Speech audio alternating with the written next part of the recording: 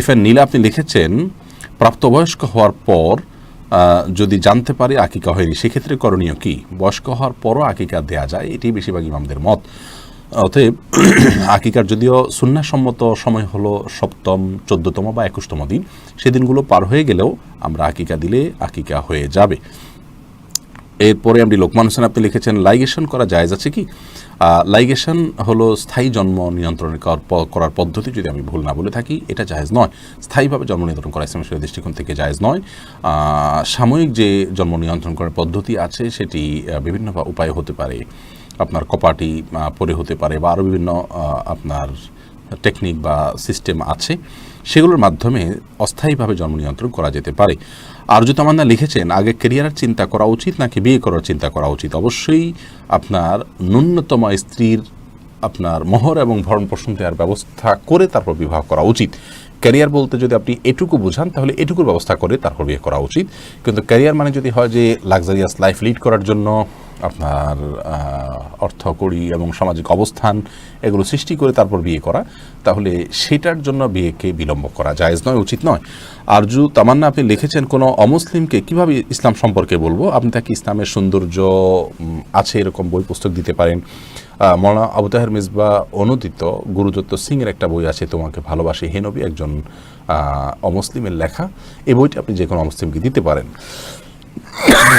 এছাড়া ইসলামের সৌন্দর্য নিয়ে অনেকেই লিখেছেন বিভিন্ন ভাষায়, বাংলা ইংরেজিতে, সেই বইগুলো আপনি প্রোভাইড করতে পারেন অমুসলিমদেরকে। সেই সাথে ইসলামের বিভিন্ন সৌন্দর্য আপনার নিজে তুলে ধরার যোগ্যতা থাকলে আপনি তুলে ধরবেন, অথবা doctor Zakir Naik, Bilal Philips এবং আপনার আহমদ দিদাত সহ বিভিন্ন স্কলারদের যে তুলনামূলক ধর্মের উপরে তাদের লেকচার আছে সেগুলো তাদেরকে প্রোভাইড করতে পারেন, সেগুলো লিঙ্ক দিতে পারেন। এরপরে জাপি খান আপনি লিখেছেন মায়ের নামে এক ছেলে জমি কিনলে তা মা অন্য ছেলেকে দিতে পারবেন কি না? মায়ের নামে যদি কোনো ছেলে জমি কিনেন, সেটা কেন কিনেছেন? ছেলে যদি মায়ের নামে জাস্ট কিনেছেন, মালিকানা তারই, কোনো কারণে কৌশলগত কারণে মায়ের নামে রেখেছেন, তাহলে এটা মালিক তো ওই ছেলে, সেটা মা অন্য কাউকে দিতে পারে না ছেলের পারমিশন ছাড়া। আর যদি ছেলে তার মাকে গিফট দিয়ে দেন জমি কিনে, তাহলে সেক্ষেত্রে মা সেটা চাইলে অন্য কাউকে দিতে পারেন। এ সমস্ত ক্ষেত্রে খোলাসা হওয়া উচিত যে ছেলের উদ্দেশ্য কী। সত্যপথের দিশারি আইডি থেকে আপনি লিখেছেন নফল সিয়াম রেখে স্ত্রী মিলন করলে কি কাফারা আদায় করতে হবে? নফল সিয়াম রেখে যদি কেউ স্ত্রী মিলন করেন তাহলে সেক্ষেত্রে কাফারা আদায় করতে হবে না, তবে সে কাজা রাখতে হবে। অনেক ওলামা ইকরামের মতে কাজা রাখতে হবে না, যে বিশেষ করে হাম্বলি মাযহাবের ওলামা ইকরাম মনে করেন যে কাজা রাখতে হবে না, এবং সেক্ষেত্রে তারা মনে করে যে নফল কাজ ভেঙে ফেললে সেটা আবার পুনরায় করা আবশ্যক নয়, তবে হানাফি মাযহাব অনুযায়ী কাজা করতে হবে। কাফারা কোনো অবস্থাতেই করতে হবে না, কারণ রমজানের রোজা শুধুমাত্র ভাঙলে সেক্ষেত্রে কাফারা করতে হবে। এরপরে হাজেল কুইন আইডি থেকে আপনি লিখেছেন আমার বাবা আমার দাদির নামে জমি কিনেছেন, সে জমির ভাগ কি আমার চাচা ফুপুরাও পাবেন? আপনার বাবা যদি আপনার দাদির নামে জমি কিনেন, সেক্ষেত্রে আপনার সে জমির ভাগ চাচা ফুপুরা পাবেন যদি আপনার চাচিকে সেটা গিফট হিসাবে আপনার বাবা দিয়ে থাকেন, আপনার দাদিকে গিফট হিসাবে দিয়ে থাকেন, এবং তার মৃত্যুর পরে সন্তানরা পাবেন স্বাভাবিকভাবে, আপনার বাবাও সেখান থেকে একটা অংশ পাবেন। আর যদি জাস্ট আপনার দাদির নামে রেখেছেন এমন হয়, তাকে গিফট দেননি, তাহলে সেক্ষেত্রে অন্যরা পাবেন না, এটা আপনার বাবার হক। কাউসার তনয় এআইডি থেকে আপনি লিখেছেন আমি ব্যাংক থেকে বাইর কাজে লোন নিয়েছি, তখন আমার সুদের মাসআলা জানা ছিল না, দিনের পথে এসে জানতে পারি, এরপর আমি অনুতপ্ত, তওবা করেছি, কিন্তু এই ইনস্টলমেন্ট বহন করে যেতে হচ্ছে, এখন আমার করণীয় কি? যদি আপনার সুযোগ থাকে, তৌফিক থাকে, পুরো টাকা পেমেন্ট করে দিয়ে আপনি মুক্ত হয়ে যাবেন এই ঋণ থেকে, তাহলে সে চেষ্টা করা উচিত। আর যদি সেই শক্তি সামর্থ্য আপনার না থাকে, তাহলে সেক্ষেত্রে দ্রুততম সময়ে আপনি এটা থেকে মুক্তি লাভ করার চেষ্টা করবেন এবং আল্লাহর কাছে ইস্তেগফার করবেন। বিকল্প কোনো পথ যদি খোলা থাকে, এই লোন থেকে বেরিয়ে আসা সেই পথে আপনাকে যেতে হবে। আল্লাহ তাআলা কোরআনে কারিমে বলেছেন যে সুদের কারবার যারা আগে করে ফেলেছেন, পরবর্তীতে আল্লাহ যখন আয়াত নাজিল করলেন, তিনি তার ভুল বুঝতে পেরেছেন, তখন সে আগে যেগুলো করেছে তওবা করে আসলে আল্লাহ তাআলা সেগুলো মাফ করবেন ইনশাআল্লাহ। আর জুলেখা জাহান আপনি লিখেছেন বিয়ে করার ক্ষেত্রে কি মেয়েদের যোগ্যতা ছেলেদের চেয়ে নিম্ন হতে হবে এমন কোনো বিধিবিধান আছে? না, এমন কোনো বিধিবিধান নেই, এক্ষেত্রে কম বেশি হতে পারে, এর জন্য বিয়ে অশুদ্ধ হওয়ার কোনো কারণ থাকতে পারে না। এরপরে নগায়রাতুল জান্নাত এই আইডি থেকে আপনি লিখেছেন পার্লারে কাজ করে টাকা উপার্জন করলে তাকে জায়েজ হবে?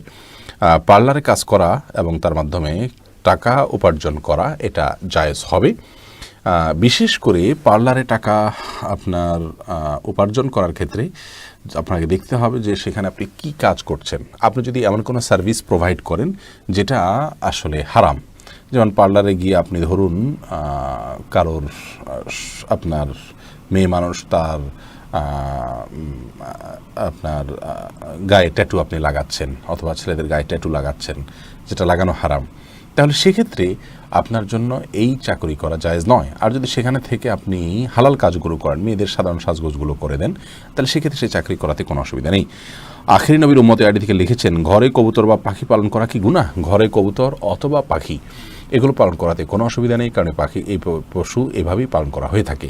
বিশেষ করে পাখির ক্ষেত্রে যে পাখিগুলো খাঁচায় পালনযোগ্য, এভাবেই সেগুলো বেড়ে উঠেছে, জন্ম হয়েছে, জাতটাই এরকম, তাহলে সেগুলো পালা দোষণীয় নয়। তবে যে পাখি বাহিরে উড়ে চড়ে বেড়ায় সেগুলোকে বলপূর্বক আপনি বেঁধে রেখেছেন এবং খাবার দিচ্ছেন না, এরকম যদি হয় সেটাও জুলুম হবে। এমনি নাজমুল হক আপনি লিখেছেন, রুমে যদি বন্ধ অবস্থায় টিভি থাকে তাহলে কি নামাজ আদায় করা যাবে? রুমে বন্ধ অবস্থায় টিভি থাকলে সেই রুমে যদি আপনি নামাজ পড়েন তাহলে সালাত আপনার হয়ে যাবে। বিশেষ করে যদি টিভি বন্ধ থাকে তাহলে তো কোনো অসুবিধা নামাজ হয়ে যাবে, আর যদি টিভি চালু থাকে তাহলে সেক্ষেত্রে মনোযোগ নষ্ট হবে, এই জন্য অন্য কোথাও সালাত আদায় করা উচিত। এমনি শিহাব ইসলাম সবুজ জানতে চেয়েছেন, আমাদের মসজিদ কেবলা থেকে কিছুটা ডানে অবস্থিত। আমাদের এলাকা মুসল্লিরা কম বেশি সবাই জানে বিষয়টা, সবাই কেবলা থেকে কিছুটা ডানে দাঁড়িয়ে জামাত আদায় করি। এখন আমাদের করণীয় কি? মসজিদ বরাবর কেবলার দিকে সাধ্য অনুযায়ী রাখা উচিত। একটু যদি ডানে বামে থাকে সেক্ষেত্রে কাতারকে সেভাবে করা উচিত। যদিও মসজিদে বা যে কোনো জায়গায় আপনি নামাজ আদায় করার ক্ষেত্রে 50+% কেবলার দিকে যখন থাকবেন তখন আপনার নামাজ হয়ে যাবে, কিন্তু ইচ্ছাকৃতভাবে কেবলার দিকে ফিরে সালাত আদায় করার বিষয়টাতে যেন ত্রুটি না হয়, সেজন্য আপনার এটা যেহেতু স্থায়ী সমস্যা, বিধায় আপনি এটাকে কাতার এমনভাবে দাগ দিলেন যাতে করে পরিপূর্ণ কেবলার দিকে হয়।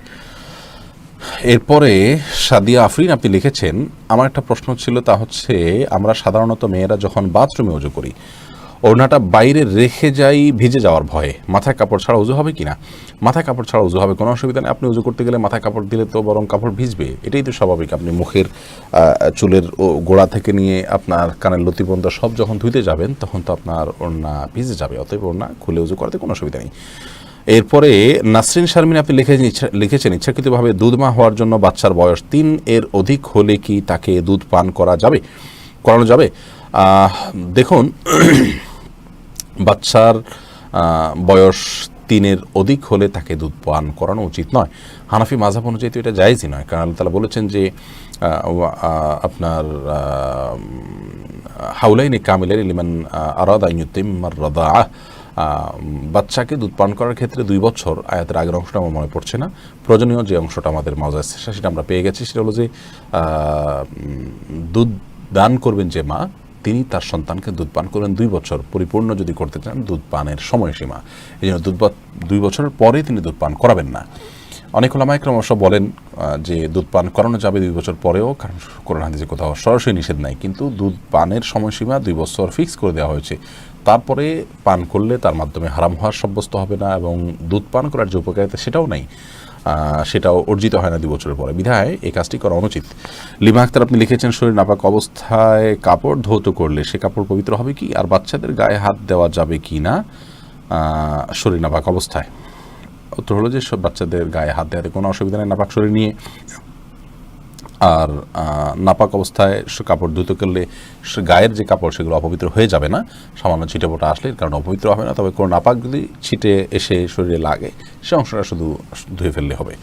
হাসনা রতন, আর যদি শুধু পানি ছিটে আসে তাহলে তার কারণে সমস্যার কারণে নামাজ হবে না, এরকম বিষয় না। হাসনা রতন আপনি লিখেছেন, যদি কেউ 40 দাওয়াত দিয়ে থাকে তবে সেখানে যাওয়া কি জরুরি? না গেলে কোনো গুনাহ হবে?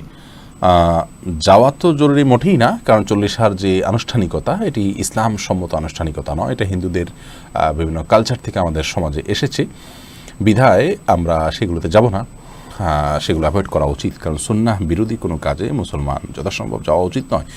এসকেম ফরিদ আপনি লিখেছেন, বাজি ধরার টাকা দিয়ে কেউ কিছু খাইতে দিলে খাওয়া যাবে কি না? বাজি ধরার টাকা এটা দিয়ে যদি কেউ কিছু খেতে দেয় তাহলে সেক্ষেত্রে আপনি